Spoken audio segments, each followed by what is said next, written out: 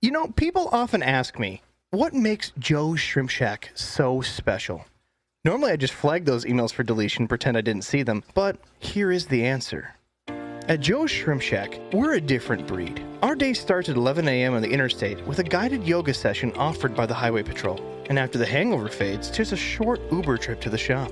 We raise our non-GMO small batch cholla wood right here in America, which is then painstakingly measured to accurately match Joe's rock-hard physique. Our livestock is hair grass fed from the finest selection of tissue cultures and supplemented with a proprietary blend of liquid minerals sourced directly from our own body sweat. Most of our competitors quickly end the relationship with their shrimp when they ship them out feeling confused and unwanted. We safeguard against this by playing 80s power ballads, securing them against future heartbreak.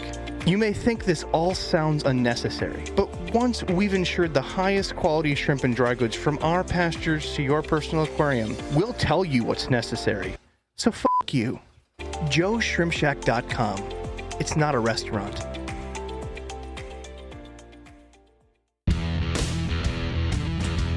Welcome to the Aquarium Guys podcast with your hosts, Jim Colby and Rob Zolson.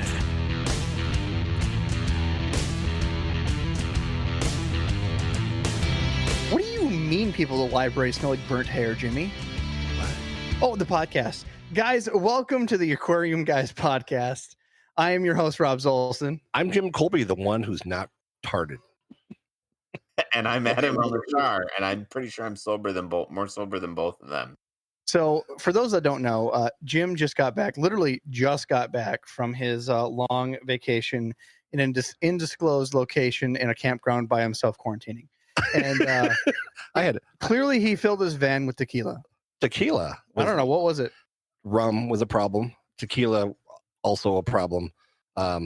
Beer was a problem. I mean, this isn't normal. You're smiling and your eyes are glossy. Normally it's one of the two.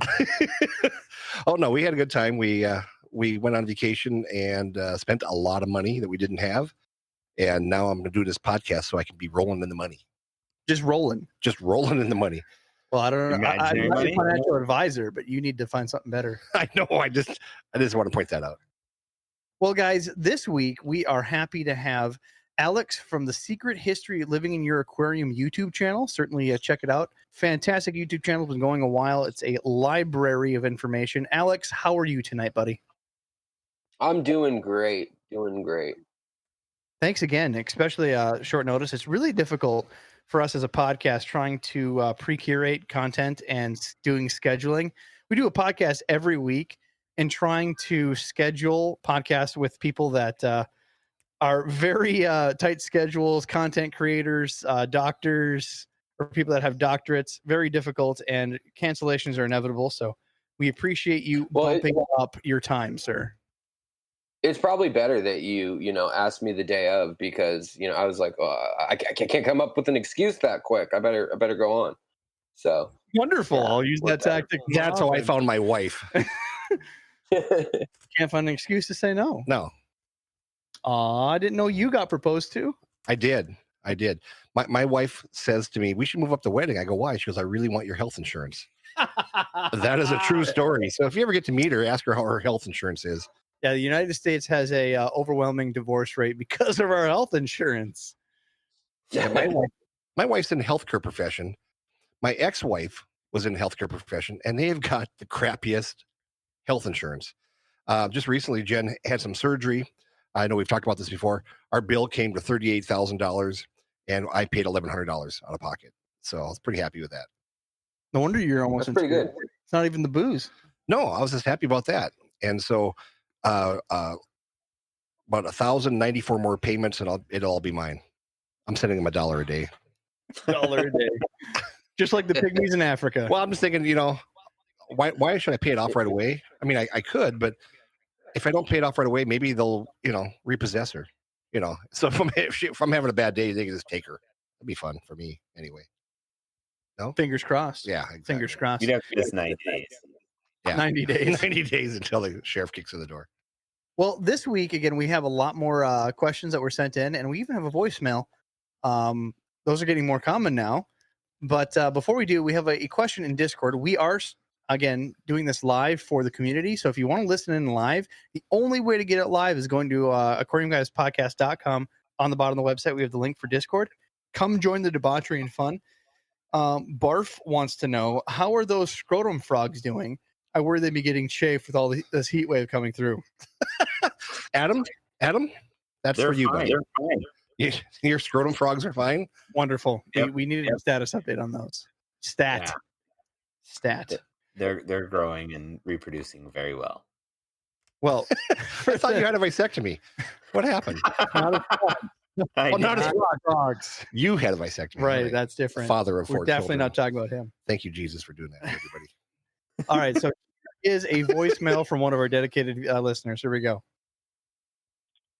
Hey everyone, especially Bob, Adam, Jim. This is Gotta remember Jim. Adam. We got the best name. Just wanted to give you guys absolutely love the podcast, and I'm an exterminator. And actually, the granules that I use for the yard kills Malaysian trumpet snails. What? Just thought I'd let you guys know. Also, could you guys do a podcast on black ghost knifefish? I have one in a 150-gallon aquarium. Just I'd like to know more about them and if you can breed them. Thank you guys so much. Love you guys so much. I feel like I'm, right there with you. Well, that's because you are. You are a miracle of voicemail. That is correct. Man, that was nice. Also, I've never been called Bob before. It feels weird. Bob. I'm officially old. I know, but at least he remembered me at the very end after he went through 14 names, and Jim. And Jim. But Adam came up several times. Right, Adam. Yeah. No one can forget Adam. No. Yeah. How does that water? I wonder if that poison is water soluble. It's poison, so I'm not going to use it. But I know that at least now we know that there is something on this planet that can kill a trumpet snail all the way. Here's what I read in between the lines. I know you guys didn't catch it. I read in between the lines. Did you? Frickin' trumpet snails are now out in people's lawns, crawling around. There you go. That is probably true. You're out killing them, and nobody understands that frickin' trumpet snails. Fuck you people. I'm sorry. I'm gonna get a lot of hate mail now because some people love trumpet snails. If the People love their snail. if the film company that had Harvey Weinstein's assets wants something to do now, they can make a horror film on snails. Trumpet snails killing people now. That's right. You can take that one for free. But as far as knife fish breeding, I can't say that I know people that breed them. I know that they are breeding in certain areas where they've been invasive, such as Florida. Knife fish are now becoming more of an invasive issue, and people are intentionally game fishing them because they're becoming more and more popular. But how about you, Alex? Do you know much about the breeding details of ghost knives?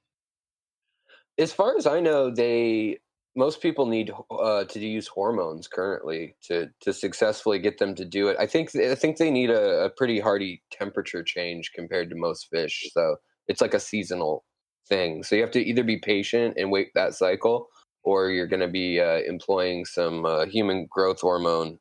I know that sounds weird because they're fish, but apparently human growth hormone also works on fish. So it sounds like a lot like my first marriage. Just seasonal, and you have to just kind of wait for the right Seasonal, time. wait for it. If not, Yeah, next year. wait for that magic blue pill. That's great.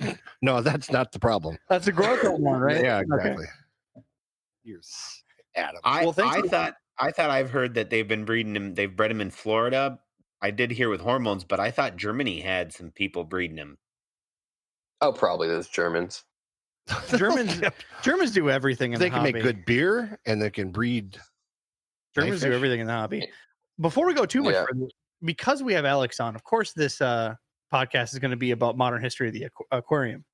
So we'll talk about Germans here in a bit because there's a lot of details I'm assuming Alex is just soaked up for us.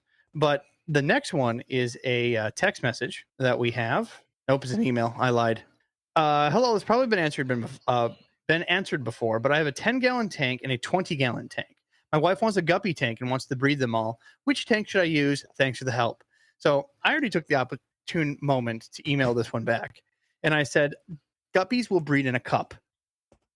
So if you're looking for the appropriate spot, as long as they're they're breathing in water, touching each other. they're wiggling, there's going to be that happening. There's nothing you can do about it. So I think the better question is, what's the right tanks for multiplying guppies?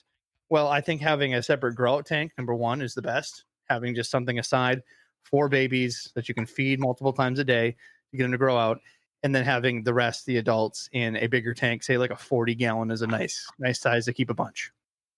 What I'd like to do is I'd like to take and put the females when they're real close to giving birth in a empty tank, and I like to put them in a net of some sort. People give me crap, but I use those pop-up hampers, and you can get different sizes of those little pop-up hampers. But you put the female in there, and when the babies are born, they'll swim out away from the female. And if you do take a small light and put away from the female, for some reason, baby guppies are attracted to the light, kind of like mosquitoes are to the yard light outside. And that way, when she's done giving birth, you can just take her and pop her out into the regular tank, give her a little time to recover. But then you've already got your 30 or 60 little guppies in that tank, and you're not chasing all these babies around with a net trying to pick them up. Meanwhile, as you're trying to catch them, then the goddamn males and females will see them darting, and then we'll go after them and eat them also. So I like putting the females just before they give birth. And if you've just got a few females, you can keep track. I mean, it's normally between 30 to 40 days, depending on the temperature, how long it takes for them to give birth. So now I take those because they have those mesh, was it baby baskets that you put in a tank? Yep. I take the material off of it and then just put that cut pop-up hamper material over it. And that works as well for smaller tanks, because you don't want to put a whole pop-up hamper in a small tank. That's not going to work for you. Well, I didn't get my last point. He wants to get a 300-gallon tank. Oh, well, there's your last point. There's my last point. Get yourself a Rubbermaid tote. All right. And make sure it's a cattle trough for a size. Exactly. And you're set. And then that was what we call a good start. I had 7 300-gallon tubs downstairs in my warehouse, and we used to have lots of babies. I thought that was for your legal. One was a hot tub. I will okay. say that. One was a hot tub, and one we kept beer in. So, what's the thing they do in Minnesota? It's not brewing. It's makes mead. What? Fermenting. Oh, moonshine. Basically, but for Minnesota, it's mead. It's all wheat based and shit. Oh, and then they ferment. Meat is honey based. It's like wheat, honey. It's like a whole thing. Yeah. It's mainly for us Scandinavians up here, but that's pretty popular to do in those things. So again, 1 tub for guppies, 1 tub for jacuzzi, and the last tub for your mead. There you go. Right. There's your beginner's basement. Beginner, the starter basement. Starter kit. So Alex, what's your secrets? We know that you have a bunch of guppies. Oh yeah. My secret is I don't tell anyone when like an Endler gets into the wrong tank, because people get really mad about that. But no, I've got. How dare you mix the feeder guppies? Yeah. I know, it's like, they're so pure and virginal. Their lines are. So no, my trick is I plant the heck out of my tanks, and I'll usually if they're a guppy with large fins, I won't worry about doing anything different because they're slow. But if they are a wild type or something that's pretty sleek, then I will end up usually separating with the females when they're real swollen, and I'll put them into like a 5-gallon, let them have their babies. They might eat a few that night. It's kind of a reward. And then I'll just toss them, back into the home tank. And then you got the baby guppies that you can feed and clean out all the extra urea and whatever else is going to be in there from feeding them 3 or 4 times a day. I got to say, Adam and I and Jim have this long-term joke going back to the original episodes of the podcast, where we make fun of guppies, calling them feeder guppies. And Endlers. We make fun of Endlers. Oh, excuse me. We don't make fun of guppies, because guppies are cool. So the moment you said that you mix an Endler with something else by accident, I was just sitting here giggling because I'm watching Adam's asshole pucker. Oh, he lighted up like it was Christmas. Endlers. It was pretty great. Don't worry, I already softened him up with the previous question before everyone came in. I asked him, "What's your opinion on hybrids?" Do they have hybrids? You know what's sickening? The other day I was looking at one of my lists, and they sell all these different kinds of Endler guppies. They're not cheap. And No. and here's the thing: they're packed 500, but they want $1.75 a piece. So 500 times $1.75 for one bag of Endler guppies. I'm thinking, why don't you just go to the casino and just put $1,000 down on black and be done a lot faster? So I'm just checking here. We've had a handful of text messages sent to our number. And if you want to message us for questions, leave a voicemail or send an email, our contact info is on our website, aquariumguyspodcast.com on the bottom. Again, just more people demanding more pictures of Jim's fish room that we have to ignore because Jimmy's not nice to his fans. What? Just saying. You know what? If I get thrown in jail, I'll take selfies. That'd be kind of fun for everybody. For some reason, one of my text messages won't load here. That is rather unfortunate. Yeah, I wish we had an IT guy that worked here. Right. It's almost like You suck. got deleted. We had such a nice review from someone. I even put, thank you so much for the kind words. It means a lot to us. And the former text message literally got deleted. I don't know how I got yeeted. Your mom deleted it again. It hates me, clearly. All right. All right. Last check here. Give me one moment. This is the miracle of cut this. I think we're good to go. Other than we have one old voicemail that we forgot to play a while ago.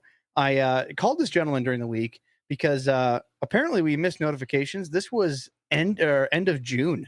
You suck. I do suck. You're a horrible person. End of June. You're a I horrible called him person. personally. We had a big chit chat, and he actually stopped listening to the podcast around episode 9. So now he's back into it thanks to the phone call. Really? Right. So here's his review. Hey, this is Corey from Texas. I just want to say I'm only on like episode 3 of the podcast, but I really love it. I already was thinking about getting making an aquaponics system kind of from scratch and just sort of, rigging it all together. I don't know if y'all have made an episode on anything like that of trying to make a system or an aquarium as self-sustaining as possible. But I did want to thank you guys it's hilarious. It's very informative. I've learned like so much from this podcast. Thank you guys so much. And for shouting out for the Ohio Fish Rescue. I mean, that's amazing. Well, Thanks, guys. He was from Colorado? Texas. Colorado? I feel like you need to really lay off after a week of boozing. We need some water. I mean, he's doing aquaponics. What's he growing? That's Washington's specialty. Oh, thanks for finally showing up. My God. That's what we need to do. We need to have Alex back on and then talk about some people in California that have started, pot aquaponics with aquarium fish, right? We should get Snoop Dogg on. Oh, I did it in college. Yeah. See, there you go. Yeah. Pot aquaponics. It's a new podcast waiting to happen. Yeah. Aquapotics. Aquapotics. There you go. Here we go. We got to get a t-shirt made. Oh. Awesome. Tilapia work best. Well, thanks again, Corey from Texas. Because tilapia crap like Clydesdales. That's right. Yeah. Well, that was a nice thing that you ignored since June. Right? Now that's almost September. Well, you still have yet to bring that email from like episode 9. Oh, yeah. Forgot about that. It's probably the same guy. It is the same guy. That's why we have people contact us on the Aquarium Guys website. Yes, if you guys have any questions, comments, or concerns, please send it to us, and we will either listen to it, play it live, or ignore it. Forward it to the HR department. That's right. Well, let's dive directly into our topic and get a little bit more information about you, Alex. So, number 1, welcome, and number 2, what got you into the hobby, sir? We asked this to everybody. Okay, so straightforward. I guess I went to one of those carnivals when I was like 5 years old, and it was like throw pennies into the bowls of fish, and you get to win a goldfish, whichever one you clocked in the head with a penny. And so I did that successfully to a few, like right off the bat. And I took home a couple. Parents made me give away a couple, but I kept one named Elvis that lived until I was like, I don't know, way over it. But like 4 or 5 years, it lived in a goldfish bowl. Like the way that, most betta keepers would think you're like Buffalo Bill or something for keeping them that way. But yeah. We won't tell. Other than this podcast is definitely going to be airing. Oh, Hey, great. that's right there, Jimmy. Your theory works. That places like Walmart and fairs with the coin flip thing actually bring people into the hobby the bad way, but they bring them in nonetheless. They do, and I'll tell this on live. I used to sell the local carnivals that would come around here. Oh, you what? The guy would call me and say, "I need 1,000 goldfish," and I'd go, "Got cash?" And he goes, "Yeah." I go, "I'll be by there on Thursday when they open," and I would drive by, hand him a box of goldfish. He'd hand me some cash, and I would go buy some Twinkies. And then he'd sit there crying at night because he feels so bad about it. No, nope, I did not. I took cash is king, people. Yeah, cash is king. Oh, Jimmy, we're gonna get so much shit mail now because of you. This is long before I cared about fish. I know. It wasn't that long ago. No, there's so many people that these are common goldfish. So as far as I'm concerned, they're just bait. Actually, it's illegal to use them as bait. Insensitive. I'm sorry. Well, don't use them as bait. That's insensitive, and Jimmy's drunk. So moving on. I'm not drunk yet. Yet. I'm hungover. It's different. All right. So Alex, sorry about the derailment. Well, he's the one that started it. He's the one plonking fish on the head with a penny. His name was Elvis because he sat there with hunka, hunka, hunka, hunka, burning love. Thanks. Now I have that in my head. Copper. So you've been doing YouTubing for how long now? It's coming up on 4 years now. So what made you decide that I need to share my my knowledge and hobby with the world? Pure narcissism. God, I love this guy. I know, and he's Can got we keep Justin him, Bieber. Dad? He's got Justin Bieber hair too. I just love it. He's Baby. Come on. There you go. Baby, come on. He flipped it the one time. I just went, ooh. Yeah, no, You know, talk with them, mate. Afterwards. I think that so I started in the hobby. I started with the goldfish. Then I went by the age of 10 or so. I started getting into guppies, and then the internet kind of came out, and I was able to get these purple metallic snakeskin guppies when they were brand new, and I got them from Thailand, and I sold them in the U.S. via eBay when it was brand new. And I was making like $60 a pair at like whatever 12 or 14 or however old I was by the time that was going on. But I was really amazed by them, and I liked the genetics of fish, so I kept fish for that reason. Then through high school, I discovered herbal remedies and kind of forgot about the fish for a little while. By the time college came back around, I think you forgot about a lot of things. Yeah. You take enough herbal remedies, you forget about a lot. That's right. And I don't know. And by the time I got to college age, I guess at the end of high school, I had like one tank left, but they were kind of like my dark secret. Like it was like my cross dressing or something, like, oh, I've got guppies in my closet. Nobody look. No, I promise I'm a stoner. I promise. So when did you come out of the closet with your guppies? Yeah, well, so by the time I went to college, and I decided so I had 2 years of college done when I got to college, because I had kind of basically dropped out of high school and done this college program. So I had 2 years of college credits. So basically I looked at it as I had 4 years and 2 of them to mess around. So I ended up double majoring, but I had to take biology and marine biology also as a prerequisite. And that got me into a project working on the genetics of guppies again. And so by that time, aquascaping had started to become popular. And I realized you could keep actual plants with your fish, which I didn't realize. I mean, it just didn't occur to me all through the 90s and stuff. So was that because all your plants were not in the tank? Yeah, they were just sucking up all the ammonia and nitrogen, yeah, exactly. I didn't know you could put underwater plants in the tank. So, and you learned this in college. Oh yeah, of course. Mm-hmm. All right, yeah, cool. Money well spent. Money well spent. Yes. I just love your theory about you've already got 2 years of college, but I'm still going to go 4 years, so I got 2 years just to screw around. Yeah, well, I figured Yeah, I probably need it at that rate I was going at the time. So, but actually, it worked out. I got an anthropology degree, which requires geology, biology, anatomy.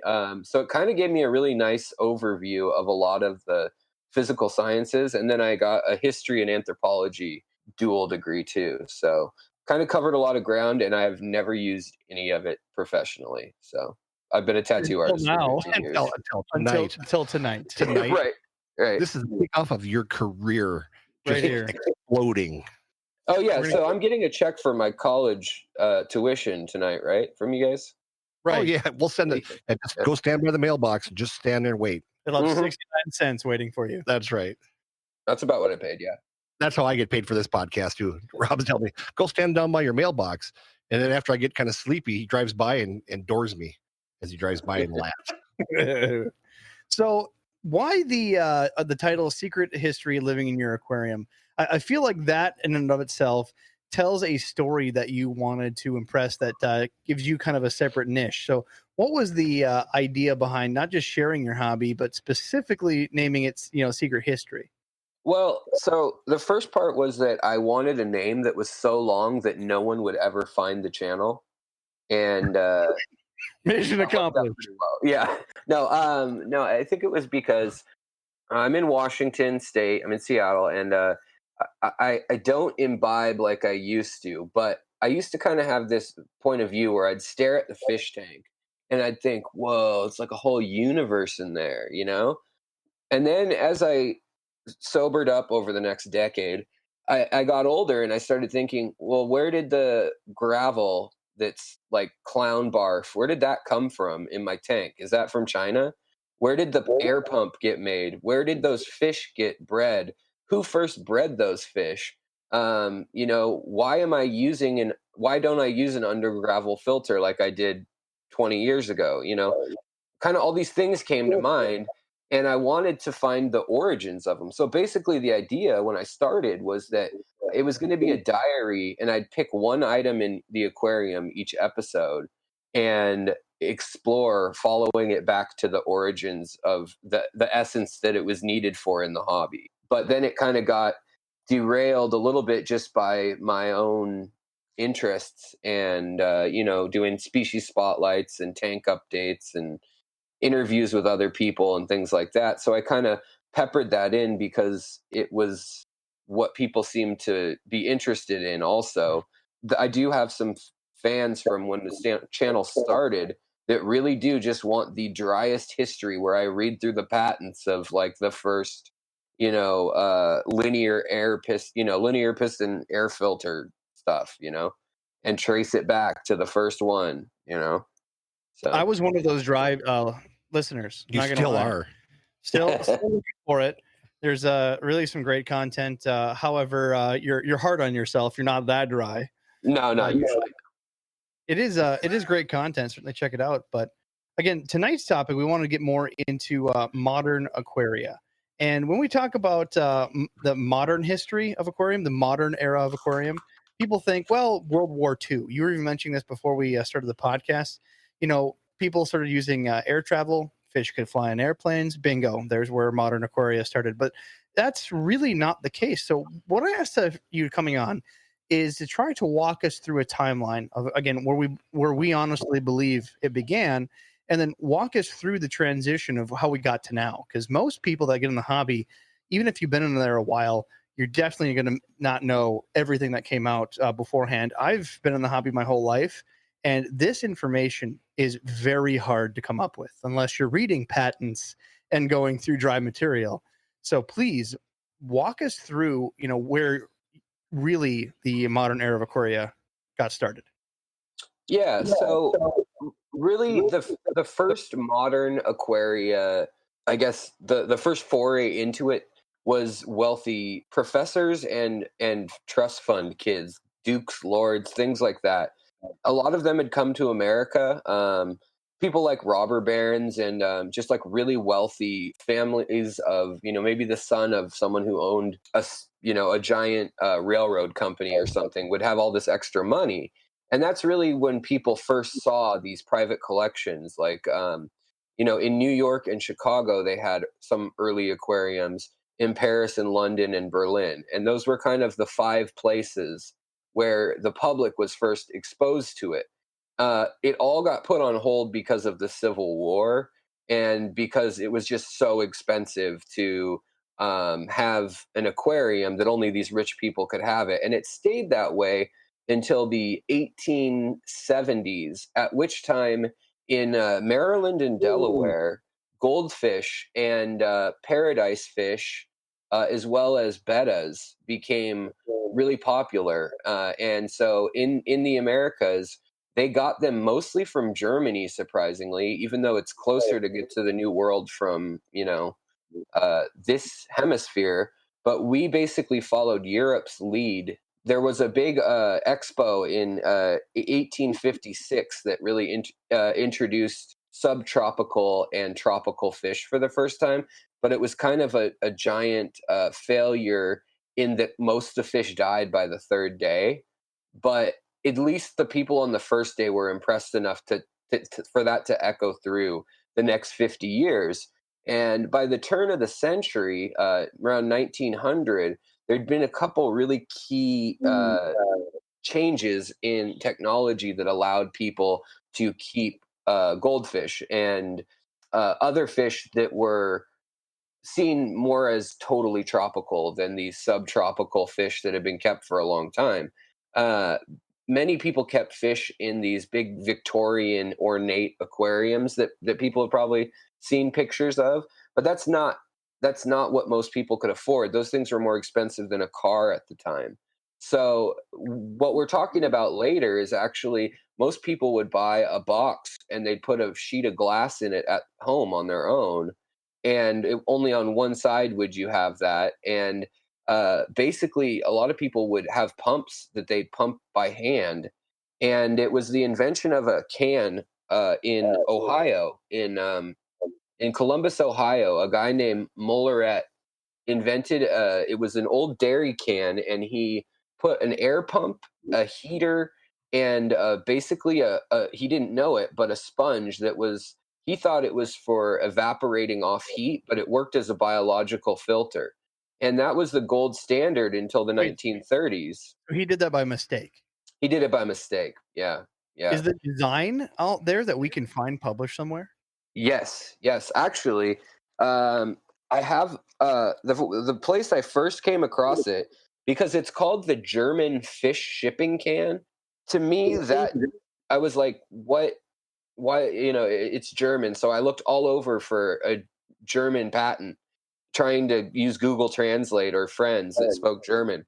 Well, it was made in Ohio, and the guy immigrated his family in the 1700s from Germany. So that's the only reason it was nicknamed the German fish can. But I mean, there's this book called Toy Fish. I know most people can't see, but in the book Toy Fish, there's actually a picture of the thing, and they have some cutaways and patents. Oh, you got to hold that up again. Yeah. We're gonna have people in the Discord clip this for you. So hold it up a little further. Can Up you see higher. it? Yep, it's close enough. Just Okay. right about there. There you go. Yeah. It literally, for all people listening, it's literally just a hand drawing of a milk can with a specialized flip top. Yeah, and it's got aeration, but it actually had it was a pump for a bicycle tire, and they would use that and they'd pump air into it. And when you traveled on a steamship back then, because most people couldn't afford planes, even in the 20s and 30s when small aircraft did exist, World War I really changed the technology, but most people still traveled by ship or railroad. And so they would actually fit an entire railroad car, usually at the behest of some rich person in San Francisco or Santa Barbara or LA. They would actually put an entire railroad car with 2 or 3 helpers that would ride with the fish and pump those things 24/7 for 3 to 5 days until they got to the other coast. And so the first angelfish successfully made it to San Francisco from the East Coast in 1917, and the guy paid an equivalent of $1,700 today for each fish as a baby. and he shipped over 100 and 3 made it. And he didn't breed them until 1921. So this guy just spent so much money over and over again trying to do it. But he established, by paying and losing a lot of money, he established about 40 key species on the West Coast. And it was his funding that also helped fund them in Chicago, New York, and Ohio, which were the main places, Philadelphia being another place in the US, where these species were coming. But they realized in the meantime that the coolest fish to them at the time, like angelfish or knife fish or saltwater fish, weren't going to be easy. So in the meantime, they were at a mad scramble to kind of find things like swordtails, guppies, platies, mollies.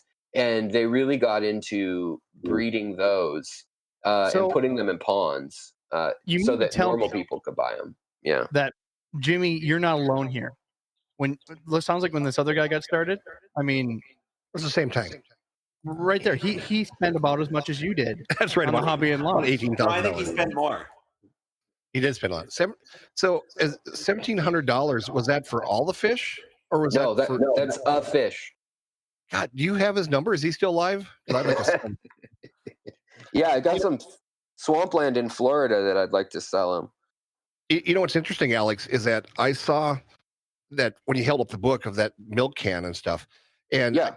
the top is got holes in it and stuff. My goldfish company offered about 2 or 3 years ago, and I'm still kicking myself because I didn't buy them.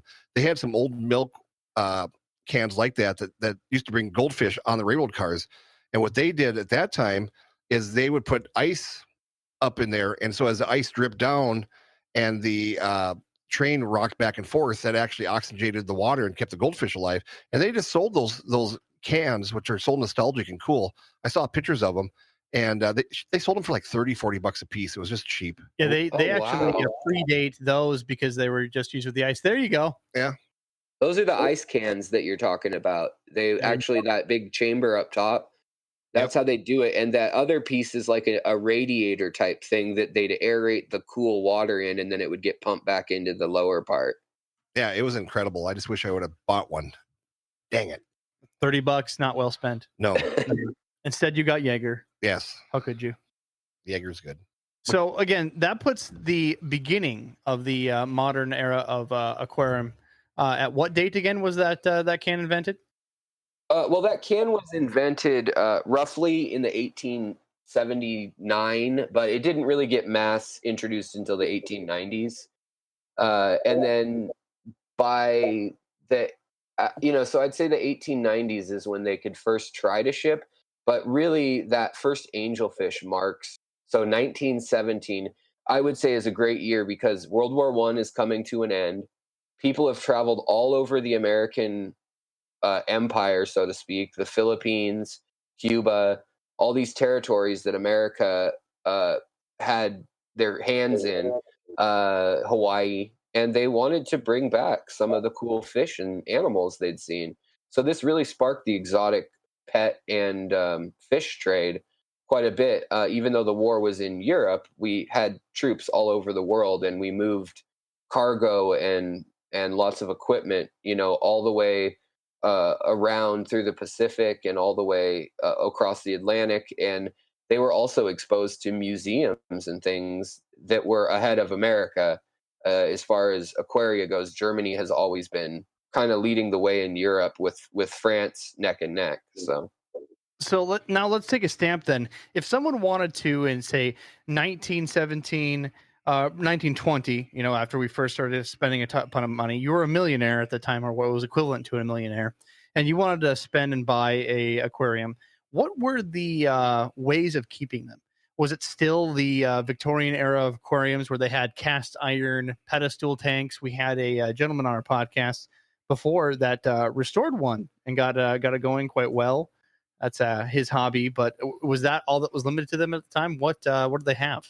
Well, I would say by 1924, Sears and Roebuck started offering the first fish pump, and it said it could be used in fountains or in ponds and fountains, or it could be used in a fish tank. And at the time, it was seen as the hobby of collecting your local fish more so. Like you'd go to the lake or the saltwater, and you'd bring things back and put them in a wooden box with a piece of glass. And there were simple instructions you'd send away and pay like a nickel for about how to build these aquariums at home. There's one book called A Boy's Guide to Modern Living that was like a Boy Scout companion guide. And it actually has some pretty cool illustrations from the 19 teens about different setups you could make. A lot of them didn't have any glass at all. It was really the glass that was expensive, but things like guppies, betta fish, and so forth, fish bowls had been around for a number of years at that point. The Industrial Revolution had made those much more affordable. Just like you could get a bottle of Coca-Cola, you could get a machine-blown glass bowl for simple fish. It's for the complex community tank that we think of today. It really wasn't until the late 20s, early 30s that was democratized to a level that somebody who was an adult could afford that hobby. I mean, with a job, it was, if you had a decent paying job, it was within the realm of affordable. It went from being $1,700 for an angelfish in San Francisco in 1917 to about $9 in 1926. And by 1930, they were going for about $6. So converted today, it's still fairly expensive. It's like $100 a fish or something, 150 a fish, but that's not out of the realm of what people spend on the hobby today for a highly desired fish. Definitely not on the realm of possibility. So around that, you said late 1920s, 1930s. Is that the beginning of what we traditionally call Metaframe's a brand, but I always consider that the Metaframe is the bottom slate tank with the 4 rectangular sides. That's really when that started, or was there another in between? It was a little later than that. There were early versions of a lot of these things, but like I said, it was all innovation within the hobby. Pretty much, there was not a dedicated aquaria, goldfish or community tropical fish company until these clubs began to pop up around the country. But a lot of things were made. They'd literally call like a pig iron foundry, and they'd give them the specifications locally, and they'd say, "Can you build me a frame?" And then they'd go to a window company and say, "Can you put glass in it?" So the point at which you could order in a crate, like a ready-made aquarium, really the 1930s is when that became possible. And it kind of had that Art Deco aesthetic with the Metaframe tanks and things like that. And really, by the late 30s, the one that you'd probably think of today was solidified. They existed though as early as the 20s, but they weren't as mass popularity. So I stole from Jimmy a Metaframe tank, not because he was crying about it, but because I just happen to want to recreate this early era aquarium. And this particular Metaframe had a hood, and they're so hard to find with hoods. You can find Metaframes, broken at garage sales, whatever else, because I mean the seals were terrible. But this one has a plug-in, and on the light, there's a patent pending with a number. So I looked up the pending mark, and it got finalized in the late 30s. So this one predates that by some significant time. wow. So I was floored to find that, because my knowledge, it's like what the late 40s at earliest, definitely 50s and 60s were Metaframe era. At least I keep using that brand. That's a brand. In my mind, it's a style of tank with aluminum sides and a slate bottom. And when you're heating these, you were using Bunsen burners at one point in time, which they made a practicality for these slate bottoms. When do we see heaters change? The 1920s is really when America got a handle on electricity. I mean, you can cite rich people all the way back to the 1890s with electricity and so forth, but really when we understood what was going on, we had the coil heaters that would go under your substrate in your aquarium. They had those heaters in aquariums as early as the 1920s. There's all sorts of patents from the early 20s that never were practically produced. But if you look for patents, the ideas were there 20, 30 years ahead of when the consumer products were. And so very dedicated people could make these things. But for the most part, there was a lag time between when these Fish Club newsletters would write of some rich guy or some very dedicated person's setup using the newest technology. And people would copy that, but there was a real lag time before that was anything as a consumer market. In America, just wasn't like it is today, where you would package any great idea as quick as you could in any field of technology or hobby.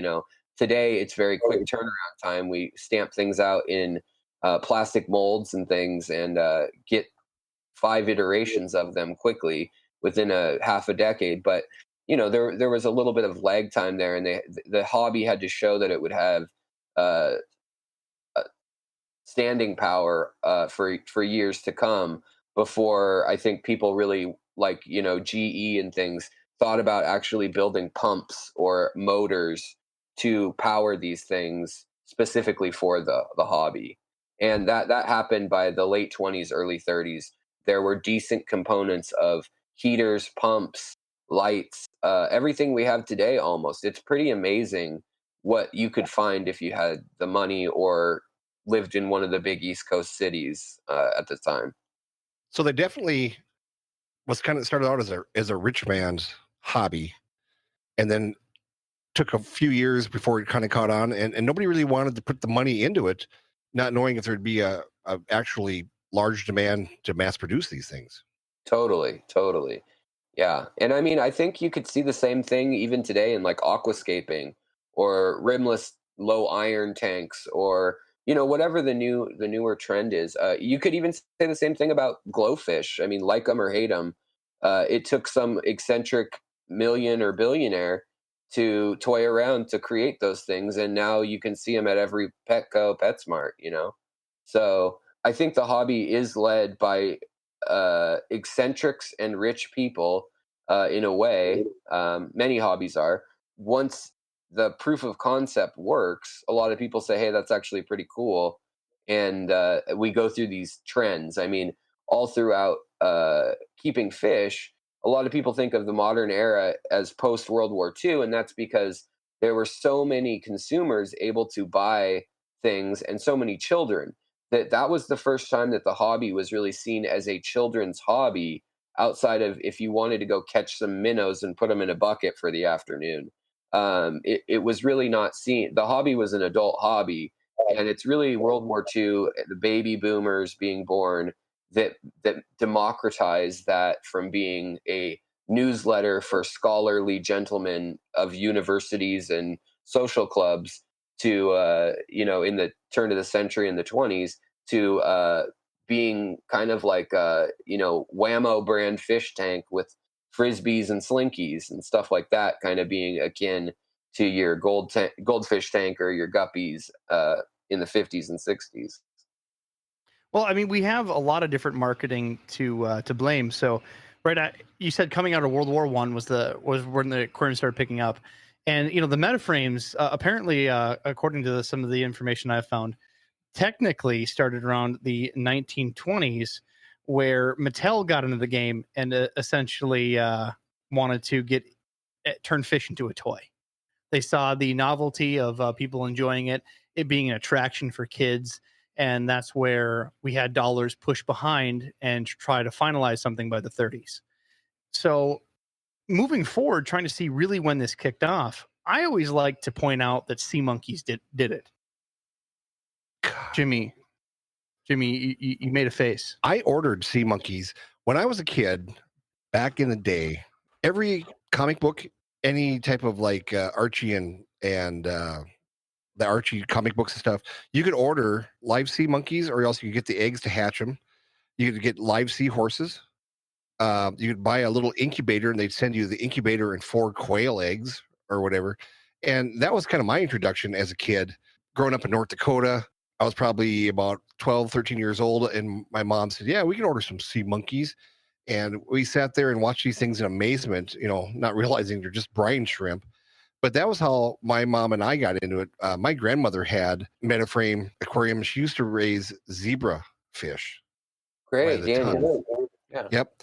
And anyway, and that was my first fish were zebra fish. She gave me some in a ball glass quart jar I took home, and I bought a fish bowl and kept zebra fish for a while.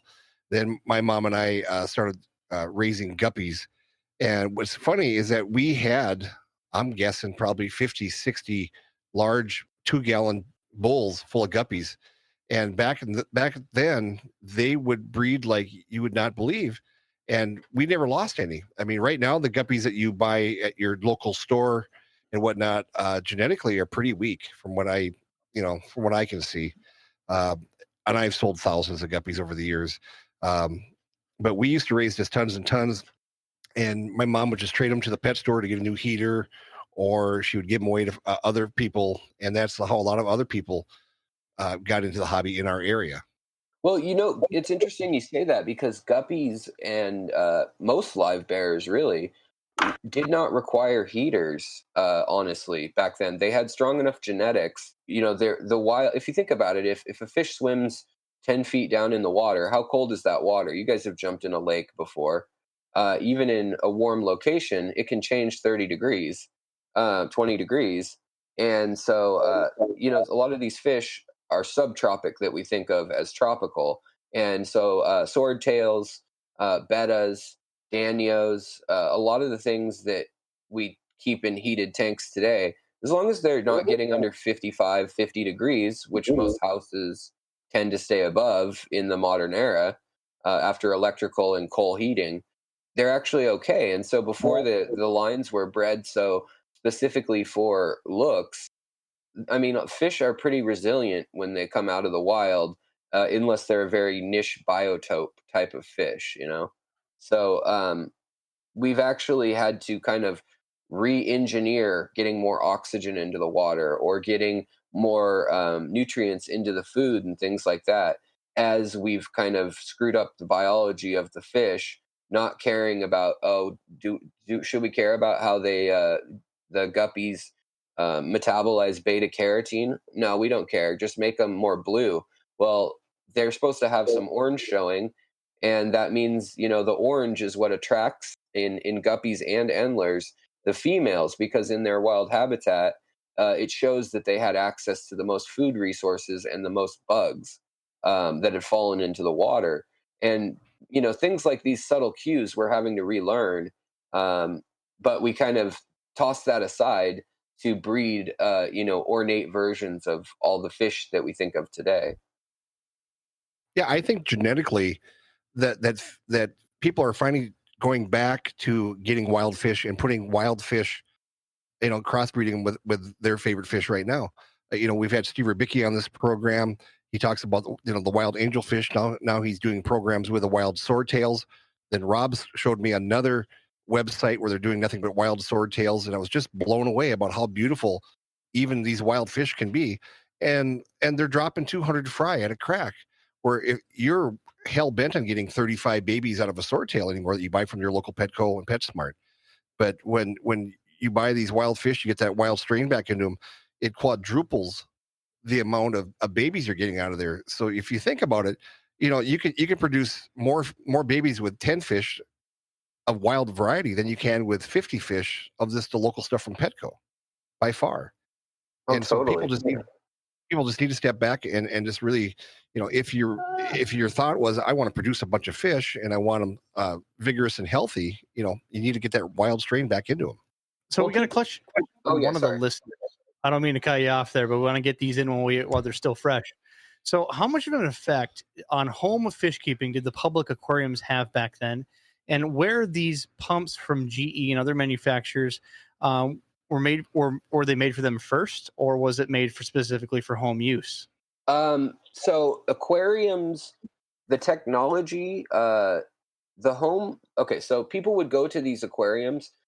Really, it was by the 1880s that these took off. The Shed Aquarium in Chicago was America's kind of crowning jewel. I don't know if I'm saying that right, or Shed, but that's still open today. It had big panes of glass like you'd think of as a modern aquarium today. Whereas before, a lot of aquariums had the old Victorian style stands in a big hall or a big open room. But the idea of building big enclosures, like big tanks, and you'd walk past a gallery or windows, really, London and the Shed Aquarium in Chicago were the first to do that. And that didn't really lend itself to home aquaria as far as the physical parts go, like the pumps and things. But the concepts behind what they were learning they needed to keep these fish alive, like aeration and heat and things like that. They were meticulously noted by these hobbyists, and marine biologists became an actual scientifically, respected field of its own. And these people kept notes and were often a part of local aquarist clubs. That being said, kids could probably dream big, and I would say it's to the same extent that if a kid goes to the zoo, they may want an elephant, but might end up getting a hamster a couple weeks later. And if enough kids want hamsters, somebody's going to invent the hamster ball to sell soon. And so I think they both help each other in that respect, if that makes sense. Well, totally, I agree. I mean, I've said before, and people hate me for it, but Walmarts of the world introduce a lot of kids to fish, and they probably don't do it the best. Well, they don't do it at all anymore. But I mean, as a child, even when my kids were growing up, and my kids are in their late 20s now, we would take them over to Walmart, and we always had to go look at the fish. And that was before I was really into even wholesaling and whatnot. And I think just by, as much as people hate zoos or hate circuses or whatnot, if you don't introduce this to young people, there's going to be no interest and there's going to be no conservation later on in life. I agree, and I think bettas and goldfish are also they get a bad rap in some ways, and some people adore them, but also other people think that they're just simple fish for kids kind of thing. But I mean, that statement, simple fish for kids, isn't a trivial statement. I mean, that keeps new people coming into the hobby. That grows a fondness for fish and for keeping life alive in your care.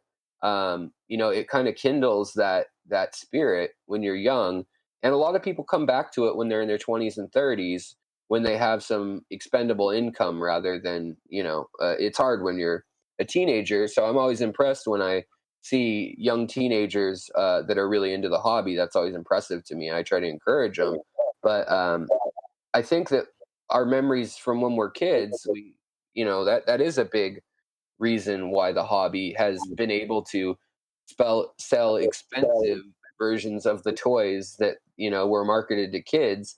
Well, now they can sell a rimless tank to an adult who has that association with fish. They're willing to spend that extra money, even though it's still an aesthetic change rather than a practical fish keeping change. Right. It gets to be about decor and being what's cool. What's the newest thing I can get that Rob doesn't have? Right. Yeah. So getting back to the timeline and creating demand. So again, we talked a little bit about the sea monkeys trend, and I just wanted to point that out and go back to that because the sea monkey.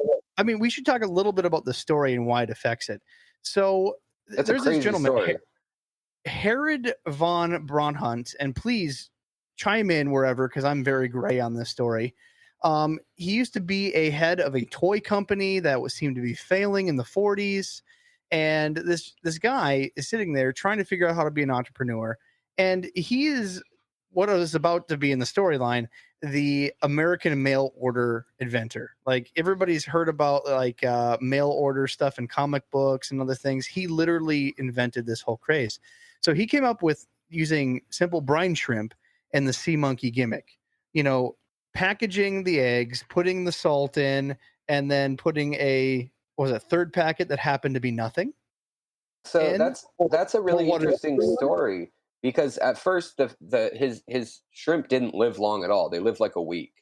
And so he actually worked with a team of biologists to develop a hybrid shrimp that would last longer and its eggs would last longer. They sourced it from a different shrimp. He started with some shrimp that were from a salt lake, but not the salt lakes in Utah. And he ended up using a species, I believe, that was derived and then hybridized with a salt lake in Canada and a salt lake in Utah. And they had a longer dormancy period. But the whole trick was that packet that you were talking about is kids didn't want to wait 24 hours. So you put the first packet in, and that is the eggs and the nutrition and everything to start growing. And you tell them you got to wait 24 hours before you put the eggs in. So the packet marked eggs was, in fact, the packet with nothing in it, because the shrimp needed 24 to 36 hours to start hatching. So the kids thought there was nothing to look at and would leave the tank while they put the water conditioner in. And then they'd come back to add that second packet, which they expected to be eggs. And like it said in the ad, instant life was there when they looked at the tank, because it had already been growing for 24 hours. So that was another little marketing trick. The guy was a mad genius at marketing. And then the third pack was food, if I can remember correctly, Yeah. to make me go a little further. So That's incredible. I had no idea about that. crazy marketing campaign. He'd sell it, and it was originally called Instant Life. I guess it originally sold for about 49 cents. And he decided, well, how am I going to get these packets out to kids? And that was the genius part. Of course, he got the people to invent the gimmick of how to get kids instant gratification. Next is, how do I get them to the kids in the first place? And at this time, in the 50s, is just when you're starting to see the golden age of comic books starting. So he was told that, no, we need to do traditional marketing and do radio ads, stuff like that. He decided to reject all of it and put every dollar of marketing he had to buy spaces, which were stupid cheap at the time, in comic books, because comic books had no one took them seriously at the time. No one thought kids were very marketable. I mean, clearly now I grew up in an age where kids are not only marketable, they're more marketable than an adult.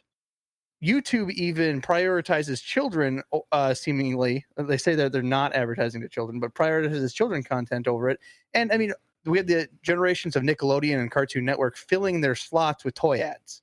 So Sure. it's nothing new for me, but this was not an era of marketing to kids. So he put all this cheap advertising in comic books, and that's what really invented the mail order craze. People would get the kid in the mail. They would tell their mom, I want this. They'd send in the little postcard they pull out of the magazine, ship it in, and sure enough, they have sea monkeys. 2 weeks later. 2 weeks later. At least. Right. Because the postal service. Snail mail. I mean, they're probably still delivered with horses for all I know. Yeah. The local postal service still delivers little baby chicks every spring out here in the Northland of Minnesota. So incredibly, how the postal service was our first introduction into mass merchandising, basically. So it wasn't until like the early 60s that it actually got branded sea monkeys, and the craze really started ramping up. But that left kids with the idea of, man, it's fun to have something living that I can watch and help grow and modify, and really sparked the interest. And the follow through Mattel-owned company like Metaframe was to really follow through with a less gimmick product and have them move on to fish. And in my opinion, from all the research I've done, I didn't grow up during that time, that's what really kicked it off. Now, is there something else that you see that really spun up the craze? I really credit the majority to sea monkeys. I think, honestly, World War II had a big, so American imperialism, honestly, has this underwriting tone, and same with European, like colonialism of Africa, of South America, and more so America in South America. But going back, it really did set the stage, and I think that was key, because that primes the parents also to think, oh, it's cool to have these exotic life forms, or that maybe at least the parents had the concept of having a pet fish, or it was a more advanced hobby. You have to get the 40-year-old adult or 30-year-old adult to buy the 10-year-old kid the sea monkeys or the pet fish. And so I think it was important that we had the groundwork of kind of this world traveling and all the technology that was there for kind of richer people or a more in-depth hobby. But because I mean, there really was a craze first in the Victorian era, then again in the 20s, again after World War II. World War II kind of put a dent in things, but then after World War II, Germany couldn't do a lot of manufacturing of any war stuff. So Japan and Germany both start manufacturing quite a bit of aquarium stuff. I mean, as well as, scooters and, mopeds and all sorts of different stuff in Italy and Japan. But they had to retool. And one of the things they did, and they became known too, along with Mattel and other places, was these kind of pastimes and hobbies. And one thing that I wanted to interject in that we don't think about in the West, but the Soviet Union was a whole inspiration to China and to the communist world of the 40s, 50s, and 60s. So even before the US baby boom era, communists knew that young men were going to get together and possibly plot to overthrow them. So in places like the Czech Republic, Ukraine, Hungary, Yugoslavia, former Yugoslavia, they would set up fish clubs, and it kept young men busy. And they actually would set targets like, "Hey, you guys should try to breed German rams, or rams, Bolivian rams. Breed us a blue version." And these clubs became a big activity for young men specifically, and later women too. But beyond that, they got into aquaponics for food during harsh times in the Soviet Union, of tilapia and some of the bigger cichlids that they could eat. And that, I'm not saying that was the story all across the board, but I mean, today the third biggest seller of tropical fish is the Czech Republic, and people might wonder, what, Czech Republic, like this middle of Europe country? And it goes Singapore or Japan, and then the Czech Republic, basically. Um, and it's just kind of an oddball one to think about, but it was because of these fish clubs set up as early as the late 40s, and they wanted people not to rise up, and so they kept them busy, and they literally spied on them at these meetings. And in these big apartment towers, the cement ones that you probably think of from the late 50s and 60s, the communist block towers, in the basement they'd have either a farm program or a fish program. And that's where we got a lot of really cool strains of like Turkish blue angels and some of the cool things that we have. And they literally had been separate from the 40s when they were collected in World War II era, all the way until the 1990s. And today, even, we start to see these strains that America had never seen. So I think it's important to realize that the world was keeping fish and not just American kids. So other timelines kind of all converge by the time of the internet and mass media and cable TV and things like that too. Rob has just pulled up the Sea Monkey ad from back in the day, and blow that up for me, Rob, because I want to read something really quick. I got to pull up. There's two versions here. There we go. This is the one we can see. But by the way, that the guy who started the company you should look it up. He was a crazy, rabid anti-Semite. And he was a member of the KKK. Yeah, and he was something. He claimed to be Jewish, or he was Jewish, and then he also paid dues to the KKK, and then to what's his name, the guy who runs the new Nazi party. But in any case, he was an odd guy with a double life, but he was a very smart guy. But if you want to look into that story, it turns pretty dark when you start digging, Yeah, it's a crazy deal. He even changed his name to add Von in there to sound more German, so he could step away from his Jewish ancestry. He was just keeping everybody at bay, the way it sounds. Oh yeah. But the one thing I found really interesting, I'm reading this off this ad that Rob pulled up. It said, with every Sea Monkey kit, you'll include these valuable supplies.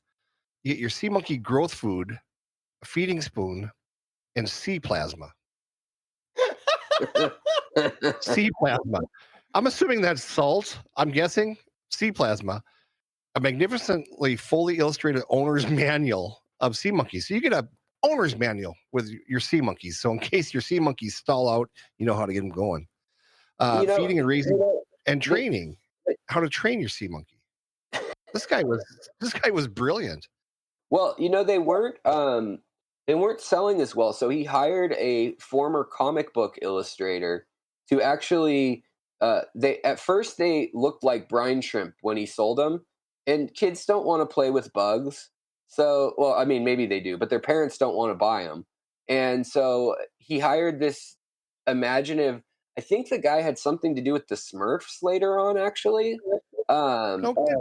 But he illustrated the sea monkeys idea, that they were these monkeys that lived under the sea, and he drew like a family of them. And I mean, it was really a psychological marketing campaign, and the whole book was like kind of to mirror the comic books that they were sold in, and also to kind of attach the kids psychologically to these little specks. But I mean, including the castle underwater that was this plastic molded castle. I mean, that was another change that doubled his sales. So I mean, he kept giving them more anthropomorphic characteristics as time went on. So yeah, you're totally right on all the little Yeah. things he did to addict kids. It's a famous comic book illustrator, Joe Orlando. He Yeah. what used to be the vice president of DC Comics himself, and illustrated many, many, many famous comics of history. Even starting, I think, the Super Friends and other more popular ones. That's incredible how these guys got started out doing these odd little jobs that just turned into a mass fortune for them down the road. Now on the sea monkeys, did you get the castle with it? I don't remember getting no castle. I got a clear container that had like a really crappy etched castle into some plastic.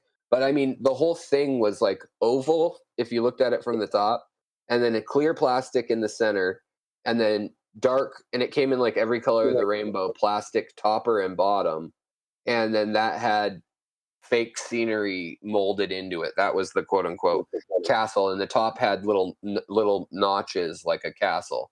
That was So probably the deluxe package, Jim. You didn't get that one. yeah, Yeah, I was from North Dakota, and we were so broke that even our bologna didn't have a first name. You're going to stick with that joke for a while. I love that joke. Yeah, you know what's interesting is I know out there's some listener that has a collection of these castles. If they came in all these different colors, I wonder if this is a collectible type item that people would have. Oh, 100%. yeah. And that's incredible. Running down memory lane here for me, remembering about the sea monkeys. Do you guys ever remember the Mexican jumping bean? I got those in the dollar store. Yes. I didn't think they were real. And then she's like, no, here, hold it. And then she put it in my hand, and the thing would jump in my hand. Yes. Our local store sold them, and they weren't selling at all because they have to. I think, what is it? It's a little worm in a nut, right? Yeah, it looks like it kind of looks like a bean, but it's more like a nut. And there's a worm inside of it, and when it touches your hand and your hand sits on it long enough, It warms up. It warms up, and then it moves. Yeah. So our local store had gotten these in because they saw them at a trade show somewhere. And the little trick they showed them is they took like a 60-watt light bulb and shined on this thing. So it was right on the counter when you're checking out. And after about an hour of the light shining on these little tiny bright yellow boxes with the nut in there, it was just pandemonium. Every one of these things were bouncing and making noise. And as kids, we would buy them and we would put them somewhere in the classroom. And you'd be in the classroom and you'd hear pop, pop, and the teacher was just going to be looking around because that was back in the day where nobody really talked in school because the teacher was speaking. If you spoke up and smarted off, then you would just get whacked in the head with a ruler. But I really, really love going down memory lane with all this stuff. But I think you guys should do some Mexican jumping beans. Regardless, I think they're illegal because aren't they a plant pest now? Really? Yeah. I think they get qualified as a plant pest. USDA won't let you have them in. Yeah, that Harold, the guy who did the sea monkey thing, he also sold anoles as chameleons in the mail order catalog. He also invented X-ray specs. And after sea monkeys, he wanted to make more money. He was donating so much money to the American Nazi Party, honestly. and trying to live a life with his wife, which is just craziness. But he invented this product. One of his last products was the invisible goldfish, and it was a little aquarium made out of plastic with nothing in it. And on the box it said guaranteed to stay invisible. And it came with a comic book for kids about this invisible goldfish and its life, and to feed it, and the stuff you fed it was just something that dissolved in water. But it was like the pet rock almost, you know. So he was behind a bunch of these little animal things. He also sold hermit crabs and turtles with painted shells too. So he was yeah, PETA would have loved him. Don't even get me started on PETA. I hate PETA. Now, Adam. There's Now, a be knock. nice. Our PETA beating stick will happen later. So let's make sure we're going over the timeline, because again, now we talked a little bit about how they're marketed. This started the craze. People finally figured out, having something in your home, an aquarium, even though how it's small, having a plastic jar with a fake castle in it with some floating bugs clearly did the trick. But just to make sure we're having each element covered, we talked about the first pump. We talked about how the modern tank happens. We talked somewhat about electrical work, and the light really isn't a big mystery. Lights were created, a long time before this. Bulbs in a tank is not anything that we can say is really inventive. But other than that, what types of filtration? How did the filtration go? Because I know in the '60s we have the what's the German Matten filter. Yes. But we have a lot of steps that we're missing up to the 1960s. So really, how did filter trends go? Because original tanks planted, and somehow we got away from that, and I'm not real sure why.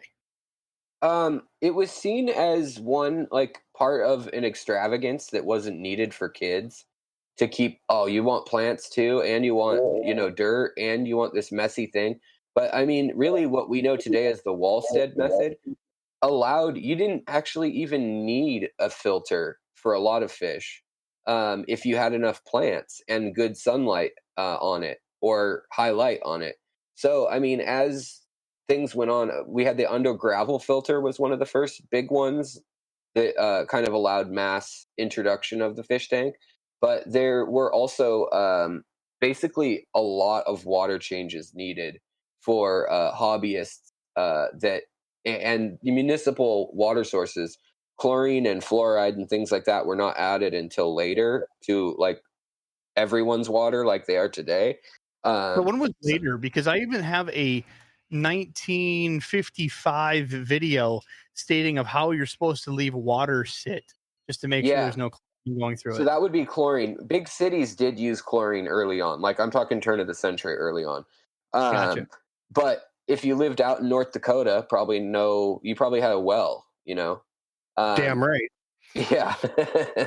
So the thing that's interesting to me is now we're having to get back to realize, wait, I mean, some people probably have seen channels like Lucas Brett's channel. He has a bunch of aquariums that have no air in them, no airstone, no filtration, no light. They just get the ambient light in the room. They get the heat from the room, and they have plants and substrate. So it's pretty amazing. I mean, if you set up a biotope and you do water changes, fish can thrive. It's just a matter of keeping the temperature high enough for the species and getting them nutritious food. And so before all these pumps and aeration and stuff, that was just kind of known, like that you needed to have plants in there. If you look at the old illustrations of the Victorian era tanks, they had a bunch of plants and things.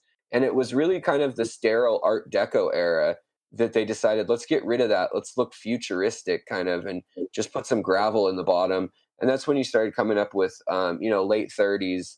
World War II, like I said, put a hold on it. It kind of for over a decade, and the Depression played a part in putting a hold on it too. So the 30s were kind of a weird period where a ton of patents were formed, but not a ton of changes happened. So if you look at it in a timeline, it almost feels like you skipped from the mid 20s and the roaring 20s with all these electric pumps and motors and things to all of a sudden you're almost in the post World War II years before it becomes something that families can have in their home. And by the 60s and 70s, at one point, almost a third of households had some aquatic life form as a pet. That a third.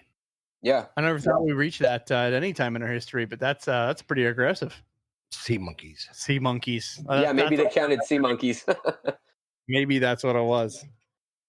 Well, so as far as that, then when did air pumps come along? See, I first found an article, and I've been trying to date it, that the first air pump was circa 1908. Right. So let me show you a little picture so you guys can see it. This is from the 18. What? Let's hold on. Let me see. 1853. That's a hand pump. So they knew that fish needed oxygenation early on. It was just a matter of getting the components to be small enough. And it's really 1924, like I said, that Sears magazine, which every house would have at the time, even out in the middle of nowhere, you could send away for a little pump that was about 6 inches by 5 inches by 5 inches or so, and it was a little electric pump with a little belt on it, and it had a little billows attached to it too. And so that same pump could also drive other mechanisms in your aquarium. So there were other attachments that you could make it like a power head for your water to turn, like a wave maker. And you could also have it pumping in and out water. And you could also have it creating heat with another attachment. So they did kind of have interesting patents. And it was by the late 20s that you really start seeing a lot of people copying other patents. And what you could do is there were special people that were in big cities. So the part we're kind of missing between the 60s and the 20s is that all these aquarium clubs around the country, they'd have fanatics that, they'd have their whole house full of fish tanks. And these people would live in a big port city, San Francisco, Seattle was another city that had quite a few. But, Philadelphia, New York, Baltimore, Chicago, not a port, kind of a port city. It's on the Great Lakes. But they would go to a rubber factory to get, the rubber for the belt. They would go. And so these people would put together kits. And so if you subscribe to a newsletter or a magazine for the hobby, that's kind of where you found stuff. But as that was going on, you could see big magazines like Sears. And then later on, there was American Goldfish Supply magazine and catalog that a lot of people had. At one point, it had 3 million subscribers in the U.S. Quarterly, and that was in the 30s, I believe. And you could mail order parts for what we'd think of as today a community tank by that point in time. See, I thought it was when you said pumps starting in the 20s by Sears, I thought it was water pumps, not air pumps. So that definitely clarifies. They have patents for everything that you could think of. It's pretty amazing. If you look through them, the other problem is that people got shocked. They got the hell shocked out of them a lot back then, especially with the Metaframe tanks. So it would create a static charge, and actually houses burned down and stuff because of that static jumping from the water and the metal frame tank to people putting their hand in there and things like that. People actually were killed this way too. So there was kind of a pushback to come up with, like you said, a safer, kind of like we think of it today as the air pump, the air stone, and a quiet thing, because those pumps back then were not quiet. They were loud. And piston pumps still are loud today. Yes, yeah. Part. Like your favorite one that I donated to you. Yeah, Rob's and I have a emergency pump that goes back and forth between us. His name is Charles. Yeah, and the thing gets so hot you can fry an egg on it, and it's loud enough where you can hear it next door, but it will pump enough air to put up a hot air balloon in about 15 seconds. So we were looking for cheaper alternatives than some of the linear air pumps that you see traditionally used, like the Alita, Gemco, and all that. Yeah, Gemco. So we found like, these piston pumps are like $35, man. Get it from wherever. and we got a massive bastard. And this thing, it sounds like you had to pull start it. Like It sounds like you have a something else. Harley Davidson running in your basement. I actually, because Jimmy hates it so much, we had it in our fish room at one time that we had a special room in town, and I put Google Eyes on it for the next time he comes in the shop, he can see it. The Google Eyes melted onto the pump. So runs a little hot, but it works great. Definitely hot. So now it's our emergency all reliable when our linear pumps need a repair every decade or so. Yeah, well, I mean, if you think about other technologies, it can help inform you about the aquarium, because there's actually like conversion kits for vacuum cleaners of how to get air to move through water. I mean, people had all sorts of quirky manuals that they put out in fish magazines, and people probably don't know this unless they're of a certain age, and I'm right on the edge of that age. But the old fish magazines, like Fish Enthusiast, Fish Hobbyist, things like that, they would have ads in the back, just like the comic books used to, and you could get things like phone numbers or phone trees of people breeding a certain species that you wanted, and that's how you would source really niche species. But also you could send away for instructions or kind of oddball or designer level inventions, or maybe you'd call them like artisanal versions of equipment for the hobby. So going back then, talking about just the filters, when did the undergravel filter craze start? Because I have undergravel filter documentation going pretty darn far. And when you go to like a lot of these really old, almost historic pet stores, they still use some of the original equipment that hasn't broken. Yeah. I would have to, honestly, I don't want to like be wrong and say it off the top of my head. But I haven't found the information clearly, because I think so many people had some version of it, and it wasn't necessarily a patent branded thing. It was just Right. something that everybody traditionally used. Right. And so, I mean, if you go into, oh man, I'm trying to remember the exact name of it, but I think it's Ocean Aquaria in San Francisco, but they have an all Wallstead based store that's been there for like 40 years. And they don't even use any filtration other than biological in the tanks and oxygenation from the plants, which is kind of crazy. But they can only have a very limited amount of stock, is the kind of the killer to that.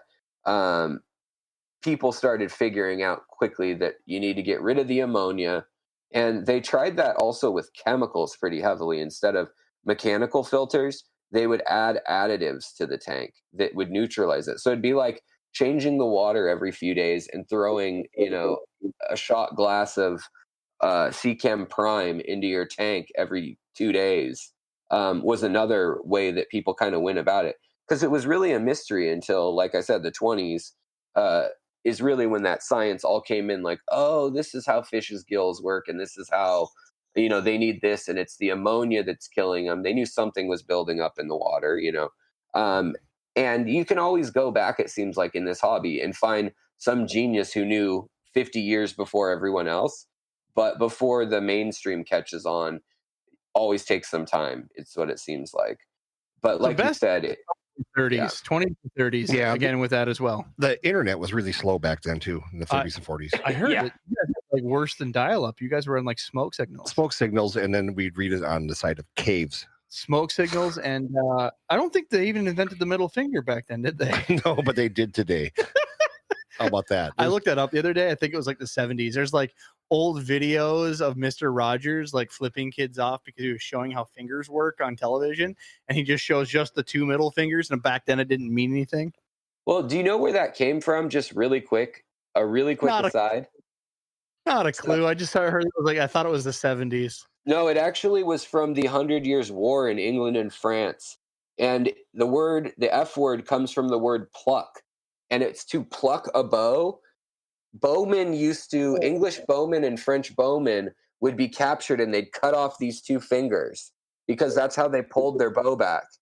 And during that war, way back hundreds of years ago, I think that was the 1500s, 1600s.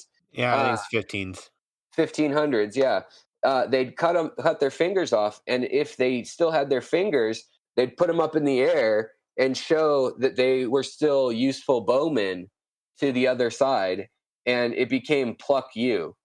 Now that's the oldest mention of it that they can find, the hand gesture. But I don't know when it came back into vogue. But I just find that interesting.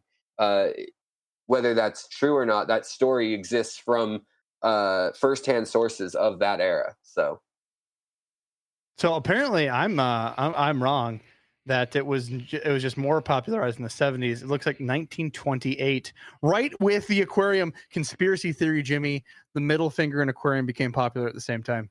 Wow. Just saying, they knew it when the fish dies, middle finger. Middle finger. That's my favorite fish just died. Middle right finger. there. It was thanks to the film Speedy in 1928 that was helped to begin the repopularization of the middle finger. So wow. There you go. That, you learn something every day on this podcast. It might not do you any good in life, but at least you can bring it up and win a free beer somewhere. That's probably why I know half of what I know for my channel was in college. Like, we had a team, and I was the history and like useless trivia guy. We had a sports guy and everything else, but we went to get free beer and free food, like gift, like dollars to the restaurant or bar. And we'd hit a different spot each night in our college town. So that may be paying dividends, kind of.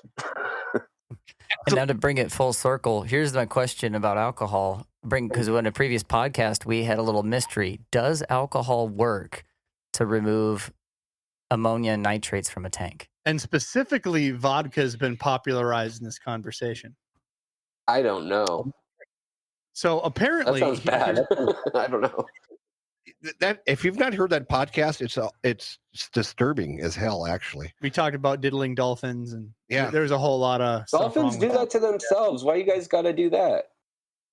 Well, you need to listen to the conspiracy theory podcast. That's all there is to it. But apparently, the idea is that I'm trying to go through the notes here because it was in Discord. What's that? We had the vivid discussion. Should be right here. So I'm not an expert, but if you put 2 mils a day, can cut nitrates and phosphates about 1/4. So I've only been doing 20% water changes once a month instead of once a week, and don't have any scientific stats. But the old reefer told me to start doing it when I had a problem, and it works for me. So we have officially confirmed that people are dosing their aquariums with vodka. I am not condoning the that's doing such a this. low amount, though. I mean, I feel like that's like one for me, one for my 40 gal, and it's going to be fine. It's basically you're taking a 40 of malt liquor and then pouring out one for your homies.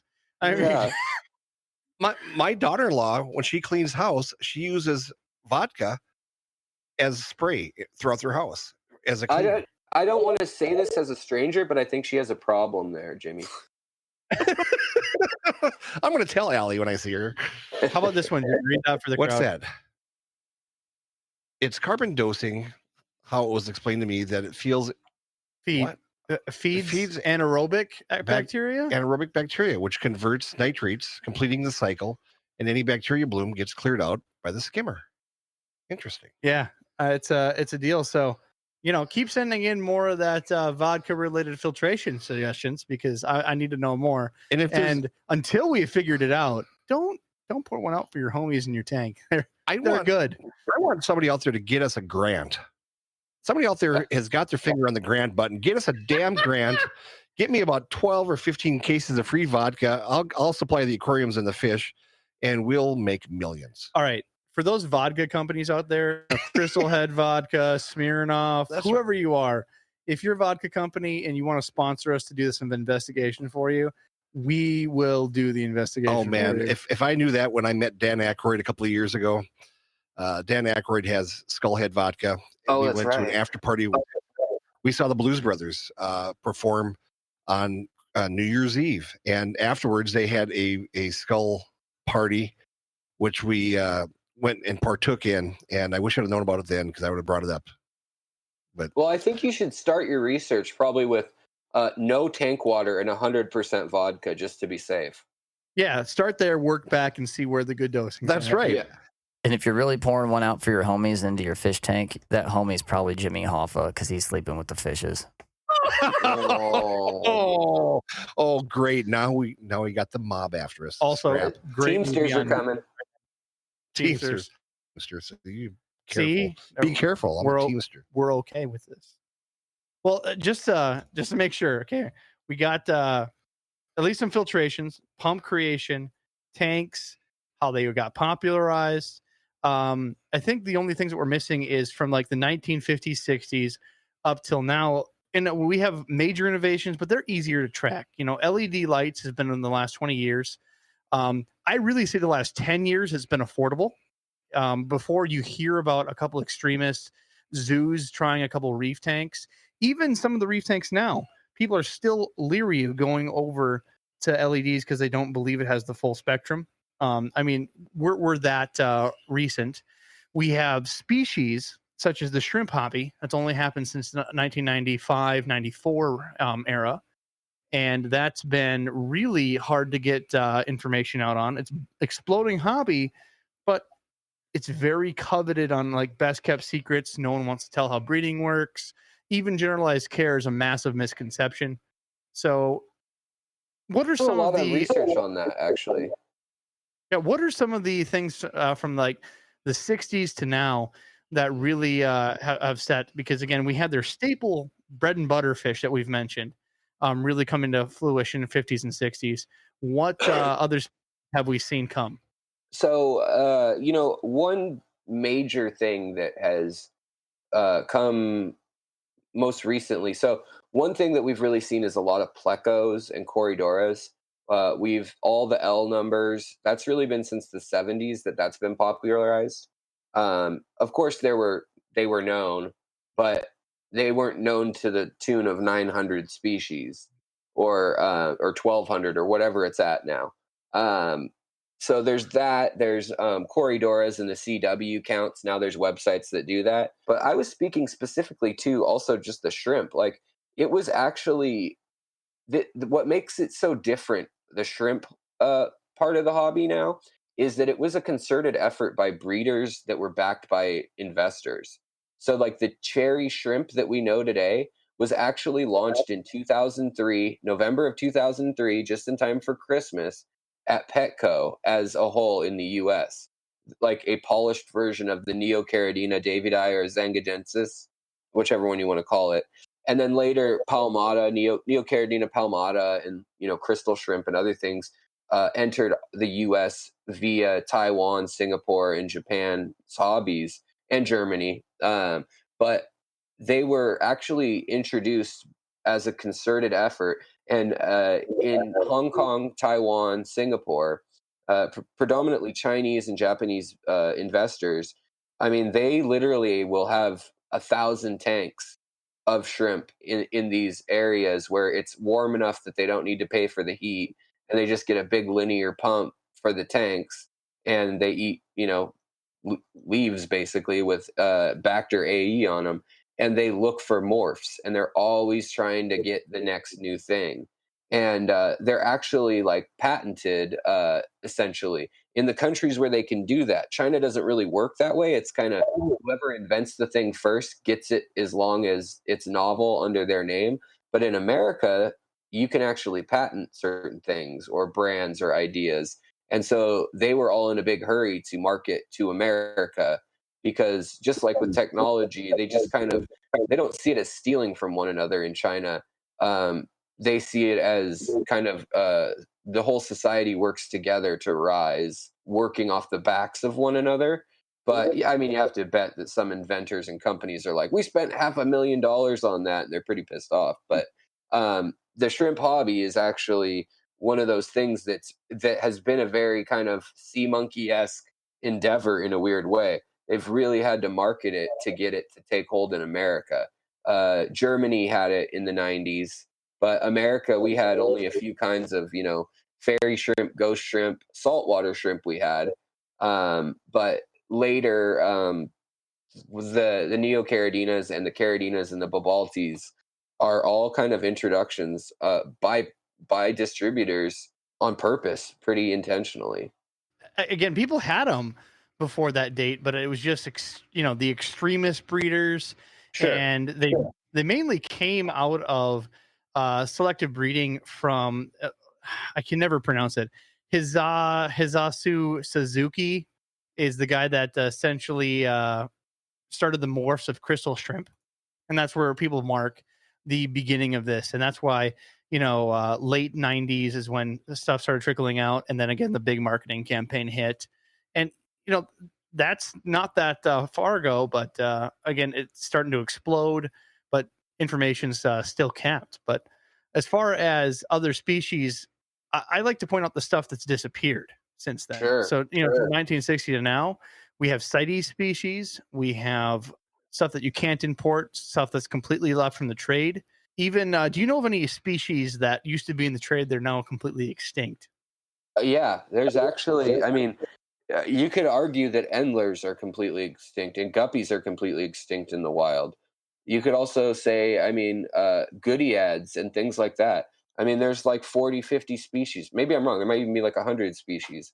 But in the African lakes too, as well, there's cichlid species that are either evolving so quickly that they've changed since the 40s and 50s when they were, popularized, Or or got they've wiped out by Nile perch. yeah, or they've been wiped out exactly when in the 60s, and also either from damming things or from hydroelectric projects or from introduction of agricultural aquacultural fish. It's really ruined a lot of native fish. A real famous one for like aquascapers would be the Trigonostigma, or the Somphongzii. So Somphong rasbora. Um, that was completely extinct. They found it in creeks and streams around Bangkok in the 50s and 60s and 70s, and then it kind of went MIA.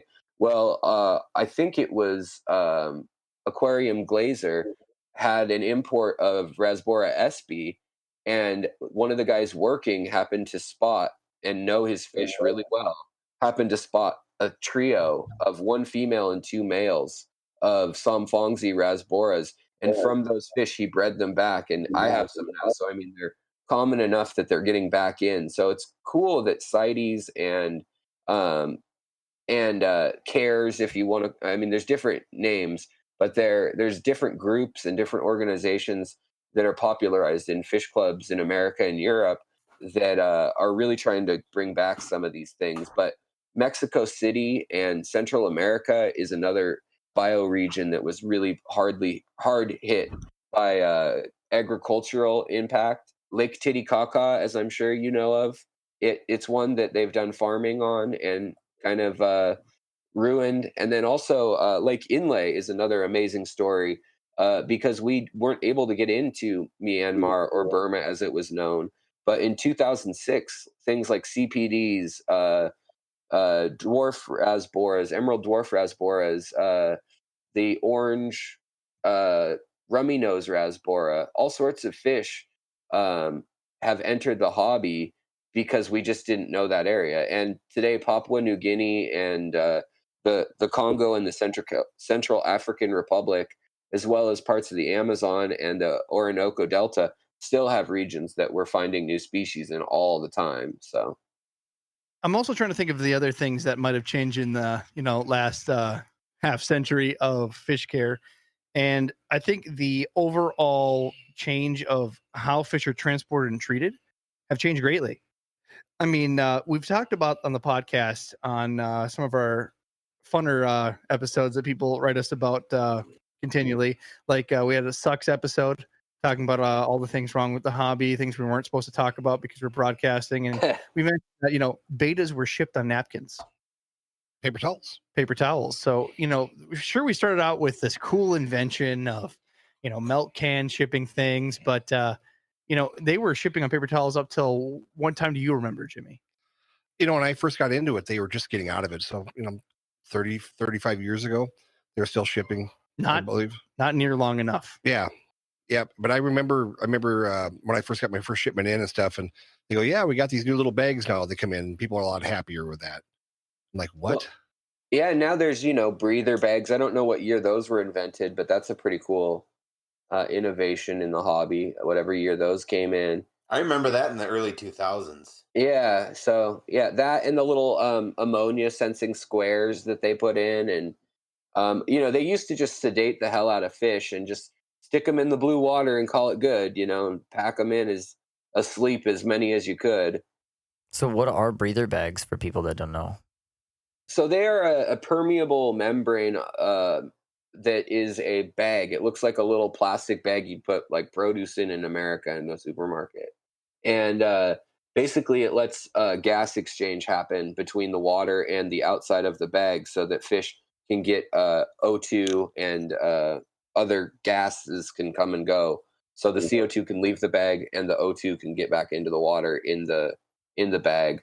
So one note on that is just when you toss them in your tank, if you ever get a mail order bag of fish and there's no air in it and it's in a kind of a soft to the touch satin bag, it's a breather bag probably. And so you don't want to float it like normal necessarily. You need to leave some of that membrane exposed to the air in the room.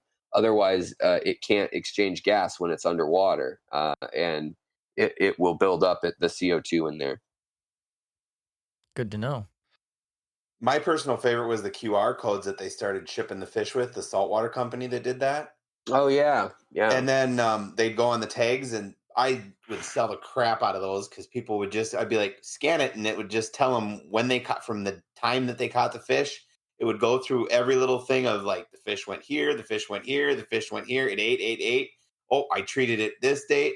And then they'd just buy it. And the fish would be like 2 or 3 times even what they should have been, a normal price. But people would pay it because they could track everything and be like, yep, that's fish. I think that's an awesome advent into the hobby, because I mean I've been down on my channel. I've talked to the people at Seagrass, the people at Imperial 5D, kind of all the big places that I call the cartel of the aquarium hobby, that kind of control most of the big import and then shipping to big stores and chains and local fish stores too. But they're working with things like Project Piaba and other things like government organizations in Brazil. There's another one called IBAMA, with an I, not Obama, but IBAMA. And it sets quotas on fisheries and things like that. Saltwater fishing was seeing a really hard time with reefs being destroyed with dynamite and electrocution and all sorts of really unsustainable harvesting practices. But really, they're finding in the Amazon and in the Orinoco Delta and in the Bangladesh and Thai and Malaysian rivers, that they have such a dry and wet season that the fish get stuck in areas that would dry out anyways. So these fish breed in numbers that are massive. So when they collect them right after they've bred, it's a very sustainable way for local people to collect. So freshwater at least has that advantage. But for other species like plecos and things that can live a long time and take a while to reach maturity, relatively speaking, that's why you're seeing things like Brazil banning exports and things like that, and putting quotas on things. Yeah, we had the president of Project Piaba on, and that was a fascinating tale for sure. And it's changed from, in the 70s to 80s, people are like, oh, we shouldn't destroy habitats to catch wild fish, and really wasn't the case. And they've ensured that, and now we even have Brazil opening up to a whitelist instead of a black, or everything's blacklisted, and it has to be on a separate list. So now we can get any fish unless it's on their list. It's going to open up a lot more species after this whole COVID thing goes over. But man, we've certainly covered a lot of different topics. Did we miss anything in particular that you feel is necessary? I think that the next step is kind of an important one, and that's gimmicks will come and go in our hobby. Things like Takashi 69. No, just kidding. Takashi Amano. Um, you know, his influence on the hobby is pretty important. And Diane Walstead, who wrote a book, The Walstead Method of Keeping Fish, basically, or Dirted Aquariums, both those things have really come back. And they've found a way, yet again, to sell us, $30 gravel for a kilo for $30 and dirt for $50 for 10 pounds or whatever. But I think as these things come and go, it's just important to inform yourself on what's a new innovation versus looking back at what can you just DIY? I mean, this has always been a DIY hobby, and a lot of the things we think we need to spend money on aren't, and you can really save yourself. The kits that you buy are notorious. Go to the dollar per gallon sale. You can buy yourself, spend the money on a cool fish, and buy it from a responsibly sourced place, and inform yourself on the history of what it takes to keep these fish successfully. With the internet, the information is so easy to access on, Seriously Fish or whatever, Reef to Rainforest, Amazonia magazine or wherever you want to read it. But there's there's not really an excuse anymore to not learn what you want about the things you want to keep. And then I think the other thing that we should keep alive and that COVID has really kept, it's really shined a light on is I had people paying me $10 for neon green tetras that I was breeding as nanofish in the community because they're beautiful. And I mean, if they were a new species that no one had ever seen, people would pay crazy money for them. And sometimes we forget because things become common. Uh, the effort it takes to spawn a little nano fish or the time it goes into things and conditioning water and things like that. But I think pet stores have been buying from breeders in the country a lot because it's been hard to supply the hobby since COVID happened, and I think it's an interesting learning time to really reestablish some of our breeding networks of hobbyists and reaching out to one another in the hobby on a human level of, hey, hey Bob, what are you breeding today at your local club? Or hopping on, here on the Discord or on Facebook or wherever. But uh, make those links, and you'll learn a lot about saving money, about DIY. There's always someone getting out of the hobby for a while that's got a bunch of tanks they're trying to get rid of, and someone who wants a bunch of tanks. So I think it's just important the human element in this hobby all along uh, is really a key thing that has been there all along. Is to keep ourselves informed, to keep the hobby responsible, and also to keep it friendly and a community as we're able to reach across the globe to really expand the community to a global one rather than just your town. It's interesting you said about the green neon that you were breeding and stuff.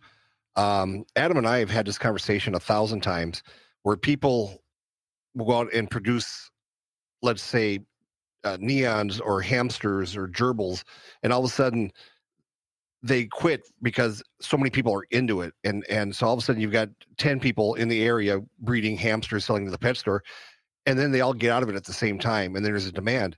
I have not been able to get regular neon tetras for the last 90 days. And I talked to our friends at Seegers Farms, and they said when COVID happened, a lot of the local farms down there just kind of not shut down, but they just maintained and didn't breed because they were so concerned they're not going to be able to sell anything.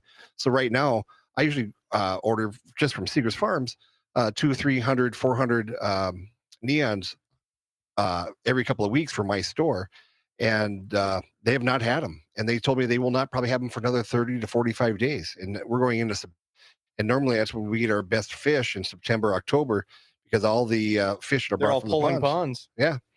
Yeah. And right now I can't get flipping neons, and I would pay, I would pay money right now because I got such people screaming, you sell so many neons, but now that you can't get them, everybody wants them. And it's just very frustrating when people get out of it. I'm looking over at my tank of neons. Yeah. I may be a bit of a conspiracy theorist. I mean, not like flat earther type, but that when COVID started on my channel, I told everyone in January, go get your fish supplies, start breeding all the stuff that they import all the time that's dirt cheap because you're going to be able to sell it to your local stores. And I had so many people tell me off on my channel, but I want to toot my own horn right now because I started breeding all the common fish. Everyone breeds angelfish, blue rams, German rams, whatever, and guppies and things like that. But it was the common fish that we don't farm in the U.S. I looked at the list of top sellers, and I've been breeding them since February, and literally that's paying my bills all summer long. So, I mean, I think it's come back in the hobby, and a lot of other. I'm not the only one. A lot of us talked about this when it was starting. Worst case scenario, everyone's worried about toilet paper and food, and I'm like, what's going to happen to my neon tetras? Yeah, and you're dead on.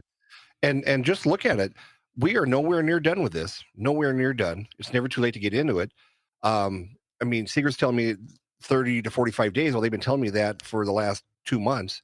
I talked to my salesperson today.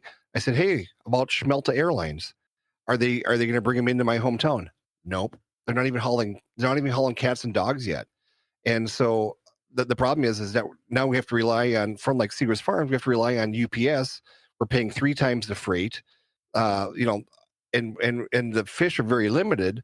And Seeger's Farms is also having the same problem with the stuff that's not grown here in the U.S. But the imports, they're getting very few imports in, and when they are getting stuff in, it's 3 times the price for freight, because there's so many few. There's no competition out there right now. There's not a whole lot of airlines flying. So consider your horn formally tooted. I even did the same thing. I went as soon as I heard the states were closing. I went to a local pet store. I got a bunch of stuff I paid retail for, and a bunch of people needed it, and I didn't. I just got it for me, but of course I could slim down on my numbers a bit, and yeah, definitely made a profit on that. And that's just not bleeding. That's just me emptying a store at retail price. I think the other thing people just while we're on the topic, and then I'll shut up, but hurricanes, keep an eye on those. There aren't that many farms in Florida like there used to be. There used to be 700 family-owned farms in the 60s. Now there's 186 registered, and that could just be a guy with a big fish room, or that could be a 50-acre farm. But that's how many agricultural licenses there were last year in Florida. And when they get a big hurricane, if it hits that Tampa area, that Lakeland, Tampa area, they're in trouble. And it really does impact the hobby. You know, the ponds can overflow, can spill out, can get contaminated, or have predatory fish get into them. So, I mean, if that were to hit on top of, since it's been a busy hurricane season, if that were to hit on top of all this other stuff, I mean, you might really double your money if you start breeding some of those things now. Just throwing it out there. There's 4 storms I know everything towards Florida now. Right. Yeah, and right now, Seeger's Farms is located maybe 2.5 to 4 miles away from the coast, and they're always worried about tidal surge, and they are, you know, they when those storms hit, a lot of their stuff is just metal framed buildings, not with but you know, the hard plastic on it, and they'll actually send everybody home, but they'll leave 2 or 3 people there just to try to keep things running. And of course, they have all their own generators and stuff, but they've told me many times that all we need is a tidal surge up the, you know, come up the road 2-3 miles inland, and they're going to be screwed. And that will, you know, affect everybody, because Seeger's Farms being one of the largest, you know, producers and shippers, it's just going to be a trickle down effect. And so, you know, God, we don't want anything to happen to them, but if it does, you know, the guy that has a tank full of neons like yourself is going to be in a much better position. Well, I think that was a great tangent to hop on, but I'm gonna cut things short. We're sitting at 2 hours already. 2 hours. 2 hours. I know, poof, it just disappears. But I think that going from the early age of having, you know, an aluminum tank with a slate bottom, heating with a Bunsen burner, having maybe an air compressor that you have to oil every month, to just having a planted tank with nothing in it at all. The seals on these original tanks, we even forgot to mention, were, you know, a compound mixture of flaxseed oil, lead oxide, and tar. I mean, we've come a long way in the aquarium hobby in just this half a century. But if you're looking to keep your stuff vintage, do like me, find yourself an old Metaframe, find a way to reseal it, and fully planted tank. No heat, no pump, just plants. Smile and get yourself some White Cloud Mountain minnows. And where did you find your Metaframe tank? steal it from your buddy that you podcast with. That's where he found That's his. where you should get in yours my from, ladies and basement. gentlemen. Well, I wanted to thank you guys for having me on. So it's been a pleasure. Thanks for coming. Yeah, thank you for taking the time to do this. Not everybody's as brave as you, my little soldier. And if you guys want to go deeper into this, we just covered modern Aquaria, which is again that 1917-ish mark to the current. Alex, you have a fantastic series that you've done on your YouTube channel showing, how tanks got started, the original creator of the tank. I think it's like a 2 to 3 part series. Certainly check it out on your YouTube channel. And what is that? What is his YouTube channel? The link will be in the notes of the podcast, but is the secret history living in your aquarium. Certainly check it out on YouTube, like and subscribe. He's smiling. He even gave me the fingers, which I think come from his college era. Hang loose, bro. Hang loose. I gave him the devil horns. Well, thanks again, guys. Adam, you got any other notes? No, I'm good. Thanks. All right. Catch you next week, guys. Thanks. Take care. You can put your pants back on. All right.